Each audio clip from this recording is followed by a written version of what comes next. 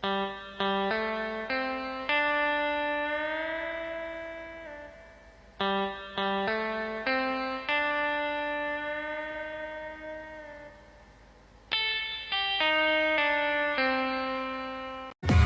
이렇게 시간이 안 가는지 정말 버스 안에서 고인 이불 속에서 고인은 언제나 너에게 고인.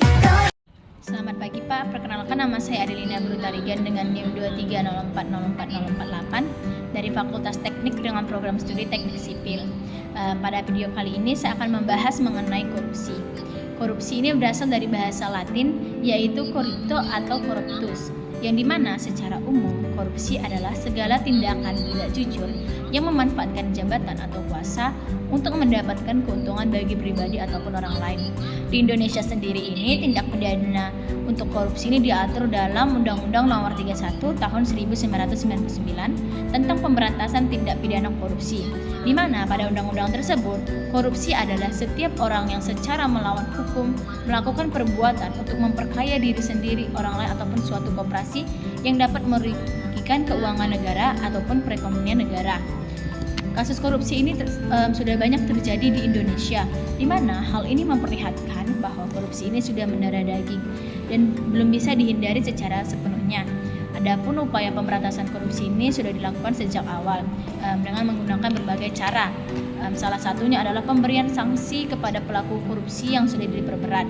Namun setiap hari masih saja kita mendengar bahwa banyaknya terjadi kasus korupsi ataupun dari kasus tangkap tangan terhadap pelaku korupsi. Korupsi ini juga memiliki banyak efek, salah satunya di bagian masyarakat.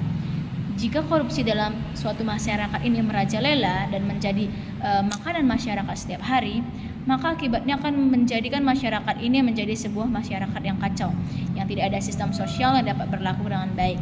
Setiap individu dalam masyarakat tersebut akan mementingkan dirinya sendiri. Korupsi ini juga dapat membahayakan terhadap standar nasional dan intelektual masyarakat, di mana ketika korupsi merajalela, maka tidak ada nilai utama ataupun kemuliaan dalam masyarakat. Salah satu efek negatif yang paling berbahaya dari korupsi pada jangka waktu yang panjang adalah rusaknya generasi muda, di mana dalam masyarakat tersebut akan menganggap bahwa korupsi ini adalah makanan sehari-hari, sehingga melalui hal ini dapat menyebabkan tumbuhnya pribadi yang tidak jujur dan tidak bertanggung jawab. Dalam bidang politik juga, kekuasaan politik yang dicapai dengan korupsi akan menghasilkan pemerintahan dan pemimpin yang masyarakat yang tidak limited terhadap publik. Dengan demikian, maka akan menimbulkan masyarakat yang tidak akan percaya lagi terhadap pemerintahan dan pemimpin tersebut. Oleh sebab itu, mereka akan tidak patuh dan tidak tunduk pada otoritas pemerintahan. Demikianlah penjelasan saya mengenai korupsi. Terima kasih. Terima kasih Adelina atas penjelasannya. Sekarang saya, Helmali Putri Sinaga, dengan DIM 230705109 dari Sastra Inggris akan menjelaskan tentang perpajakan di Indonesia. Nah, kita akan memahami dasar dan perannya dalam membangun negara. Apa itu pajak? Nah, pajak itu adalah kontribusi wajib dari individu atau badan hukum kepada negara yang bersifat memaksa berdasarkan undang-undang dengan tidak mendapatkan imbalan secara langsung. Nah, pajak itu digunakan untuk membiayai pengeluaran negara dan pembangunan nasional. Apa aja sih jenis-jenis pajak di Indonesia? Nah, di Indonesia ada berbagai jenis pajak yang harus kita ketahui. Nah, yang pertama itu ada pajak penghasilan atau PPh. Pajak ini dikenakan pada penghasilan individu maupun badan usaha. PPh itu meliputi berbagai jenis penghasilan seperti gaji, keuntungan usaha, bunga, dan dividen. Yang kedua ada pajak pertambahan nilai atau PPN. Nah, PPN itu adalah pajak yang dikenakan kepada setiap pertambahan nilai dari barang atau jasa yang peredarannya itu dari produsen ke konsumen. Lalu yang ketiga ada pajak bumi dan bangunan atau PBB. Nah, pajak ini dikenakan atas tanah dan bangunan yang dimiliki oleh individu ataupun badan hukum. Yang keempat, ada bea materai. Nah, bea materai itu dikenakan pada dokumen-dokumen tertentu seperti surat perjanjian, akta notaris, dan transaksi perbankan.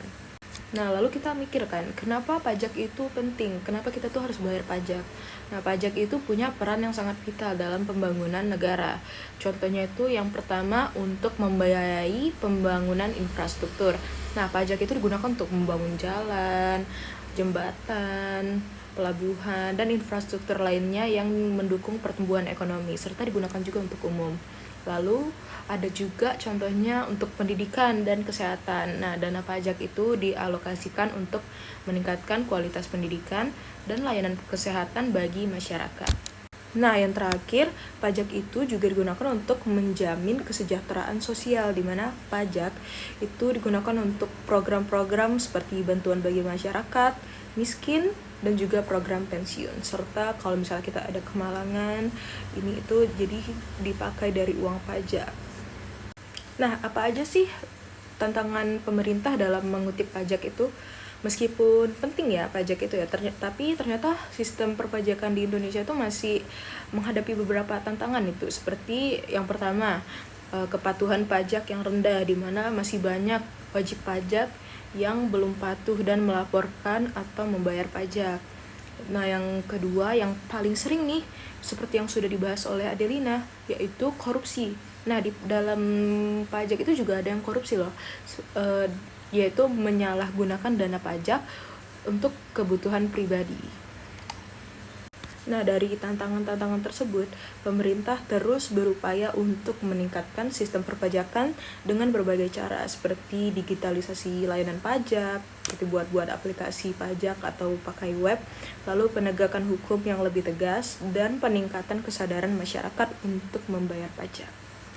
Nah, sekarang kita udah tahu lebih banyak tentang korupsi dan perpajakan di Indonesia. Ingat, sebagai warga negara yang baik, alangkah baiknya kita menjauhi korupsi dan taat membayar pajak untuk mendukung pembangunan negara yang lebih baik lagi. Mari kita patuhi kewajiban perpajakan bersama dan menghindari korupsi.